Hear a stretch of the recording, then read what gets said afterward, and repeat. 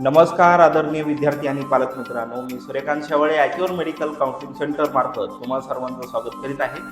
आपलं counselling centre Chhatrapati Sambhajinagar आणि पुणे या दोन शहरामध्ये कार्यरत आहे.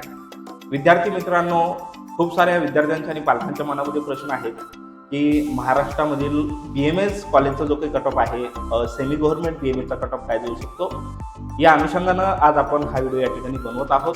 तर फर्स्ट आपण कॅटेगरी या ठिकाणी बघणार आहोत आणि हा जो काही कट ऑफ आहे हा आपण 85% स्टेट कोटाचा कट ऑफ सांगणार आहोत. प्रायव्हेट ज्याला आपण सेमी गव्हर्नमेंट BMS कॉलेजेस म्हणतो त्या कॉलेजेसचा 2025चा काय कट ऑफ केलेला होता आणि 2026 मध्ये काय कट ऑफ जाऊ शकतो ही माहिती या व्हिडिओमध्ये आपण बघणार आहोत. त्यामुळे विद्यार्थ्यांनी आणि पालकांनी शेवटपर्यंत हा व्हिडिओ नक्की बघायचा आहे. तर व्हिडिओला आपण या ठिकाणी सुरुवात करूया. पहिली कॅटेगरी आहे ओपन कॅटेगरी. ओपन कॅटेगरीचा 2025 मध्ये 276 पर्यंत कट ऑफ आलेला होता.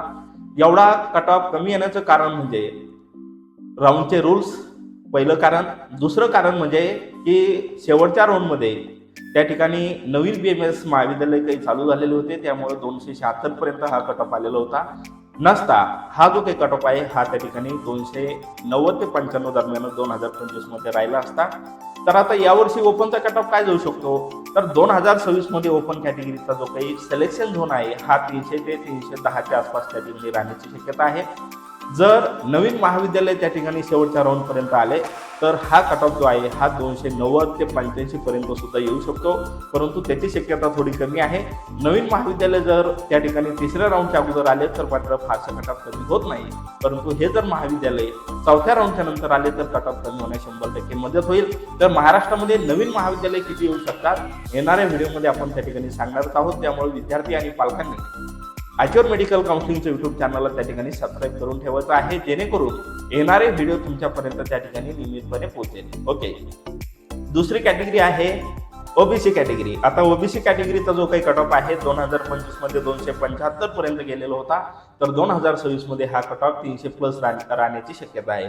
त्याच्यानंतर SCBC कॅटेगरी 274 कट ऑफ गेलेला होता. 2026 मध्ये हा कट ऑफ त्या ठिकाणी 295 ते 90च्या दरम्यान येण्याची शक्यता आहे.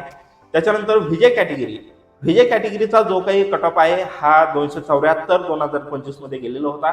2026 मध्ये हा कट ऑफ सुद्धा त्या ठिकाणी 290 ते 95च्या दरम्यान असेल. NTP कॅटेगरीचा सुद्धा कट ऑफ जो आहे हा 290 ते 295च्या दरम्यान असण्याची शक्यता आहे. आणि NTP कॅटेगरीचा 2025 मध्ये 270 एवढा त्या ठिकाणी कट ऑफ राहिलेला आहे. NTC कॅटेगरी 276 कट ऑफ गेलेला होता आणि 2026 मध्ये मात्र हा कट ऑफ सुद्धा 300 ते 295च्या दरम्यान असेल. NTD कॅटेगरीचा कट ऑफ 2025 मध्ये 273, 2026 मध्ये हा कट ऑफ सुद्धा त्या ठिकाणी 300 पर्यंत राहण्याची शक्यता आहे. SC कॅटेगरी 275 कट ऑफ त्या ठिकाणी 2025 मध्ये गेलेला होता. हा कट ऑफ 2026 मध्ये मात्र 295 ते 300च्या दरम्यान राहू शकतो. ST कॅटेगरीचा कट ऑफ जो आहे हा 229 2025 मध्ये गेलेला होता, मात्र 2026 मध्ये हा कट ऑफ त्या ठिकाणी 235 ते 40च्या दरम्यान राहण्याची शक्यता आहे. विद्यार्थी मित्रांनो, राऊंडचे रूल्स, त्याचप्रमाणे नवीन येणाऱ्या महाविद्यालयाची संख्या आणि ते कोणत्या राऊंडमध्ये येतात हे 3 फॅक्टर BMSचा कट ऑफ कमी होण्यामागे खूप महत्त्वाचे असतात. त्यामुळं जर नवीन महाविद्यालय हे चौथ्या राऊंड नंतर आले तर महाराष्ट्रातील BMSचा कट ऑफ जो काही आपण एक्सपेक्ट केलेला आहे 300 पर्यंत हा त्या ठिकाणी नक्कीच 280 किंवा 90 पेक्षा कमी येण्याची शक्यता असेल. मात्र हे तेव्हा शक्य आहे ज्यावेळेस महाराष्ट्रामध्ये चौथ्या राऊंड नंतर BMS कॉलेजला मान्यता भेटेल. जर नवीन BMS कॉलेज हे तिसऱ्या राऊंडच्या अगोदर आले तर मात्र कट ऑफ मध्ये फारसा बदल होणार नाही. हा कट ऑफ 300च्या आसपास राहण्याची शक्यता आहे ST कॅटेगरी वगळता बाकी सर्व कॅटेगरीसाठी. ओके, व्हिडिओ आवडल्यास व्हिडिओला लाईक करा, चॅनलला सबस्क्राईब करा आणि गरजू विद्यार्थ्यांना हा व्हिडिओ त्या ठिकाणी शेअर करा.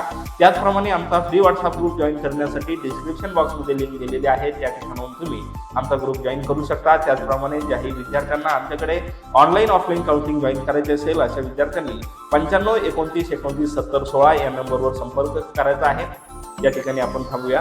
धन्यवाद.